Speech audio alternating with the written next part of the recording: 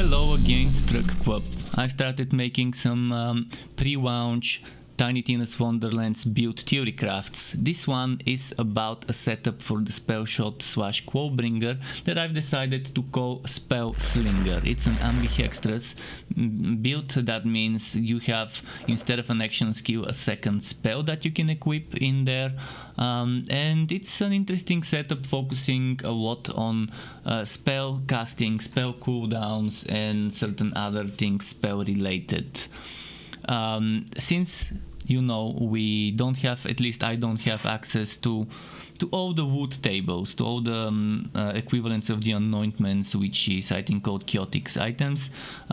Since I don't know much about gear, I've only included skill tree theory crafts, and on that website, link in the description with the calculator, there are also the hero stats, and I will include some screenshots to those as well that you can see. But without further ado, buckle up, I hope you enjoyed, and let's go. So yeah, the Spellslinger, an interesting Spellshot Clawbringer setup, and from what I understand, level 40 is the maximum. What you need to keep in mind is, first, look at this thing here. Why are some of those in blue? Well, they're in blue because whatever you see in blue means those points are flexible. In my opinion, those 3 points you can spend elsewhere. You can put them here, you can put them here, you can put them there, or even there, whichever suits you best. So yes, you don't have to put those 3 points into out of fire.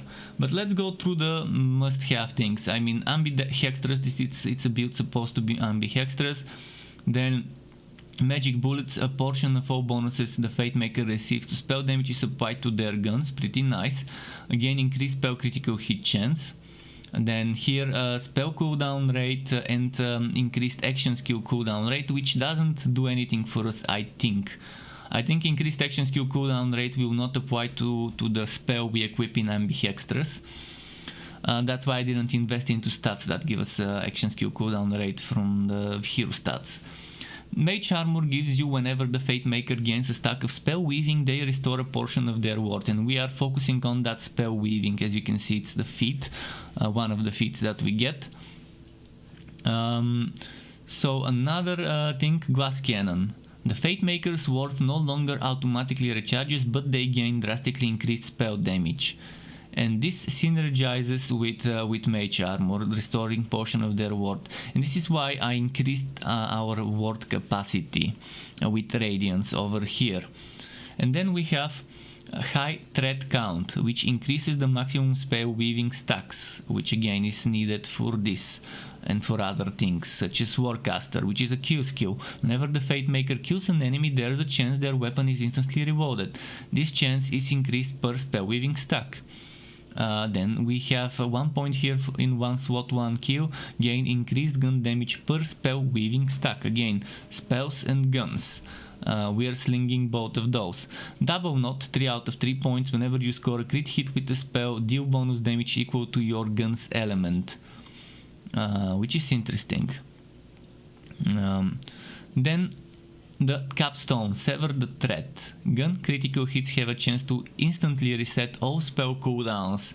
This skill has a short cooldown, and that's why I've invested into crit hit chance for guns and for everything here under hero stats. Maxed out 40% crit hit chance from 30 dex, and we've got 10, not 10, I mean, we've got, where did it go? A maxed out spell cooldown rate, again 30 points into intelligence, and I've put strength as 20 points, meaning the base temp was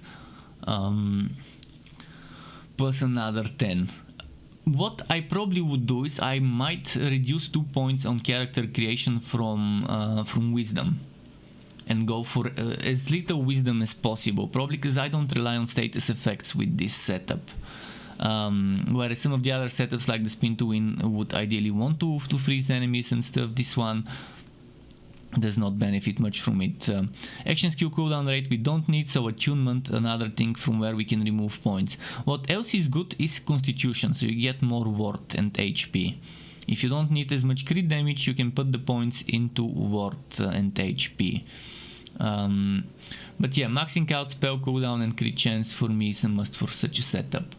What else have we got here? We've got Dragon Aura. Fate Maker is surrounded by an aura that grants themselves and all allies inside it, which means even the wyvern that's with us. It grants 20% increased elemental damage, which is nice. If you have sources of elemental damage, why not boost them? And we do have some. Bastamut's favor a kill skill, killing an enemy with a gun, or whenever the wyvern companion kills an enemy with a breath attack, summons a fire orb that seeks out a new enemy dealing fire ability damage. We don't do melee with this build, but whenever the wyvern kills an enemy with its claw, summons a lightning orb that seeks out a new enemy dealing lightning ability damage. Now 3 out of 5 points for Out of Fire. The Fate Maker's gun damage and their wyvern companion deal bonus fire damage, which again stacks with this elemental damage here, I mean. And this is fire, this is lightning, and so on. And keep in mind, any increases to the Fate Maker's damage apply to the companion. But this is kind of not detailed. So does gun damage increase my wyvern's breath attack? Does my melee increased damage increase the melee damage of my wyvern's claw? Or is it just regular damage that doesn't specify whether it's gun or melee that boosts the wyvern? I wish they would be more specific about that. And that's pretty much the setup. Now let's talk about the blue skills. Again, Out of Fire. Those 3 points, you may remove them. It won't remove this. And then you can probably put them here if you want to gain damage reduction from all attacks and gain a chance to reflect damage back to your attackers for you and any ally. By ally, it also means companions too, not just your teammates. Another place where it could go is Imbue Weapon. Whenever a Fate Maker casts a spell, their guns deal bonus damage of that spell's element for a short time. This effect stacks once per spell. So if you have 2 spells, you can stack this twice, which is solid, very solid choice. Another place where you can put stuff is Reload Speed. Obviously gun builds pretty much benefit a lot from that, and Fire Rate. But if you have Fire Rate, you would need the Reload Speed, otherwise you'll be reloading all the time. And yeah, I mean, those 2 are amazing, but I thought to sacrifice them so I get pure damage boosts, and that's how I wanted to do it. So yeah, that's some of the things where you could put the stuff. And I think that's pretty much everything about this setup. I've included in the description a link to this calculator, to this setup, where you could see the stats, where you could take screenshots. I've also included a screenshot of this whole thing here and this thing here, so you have those at your disposal.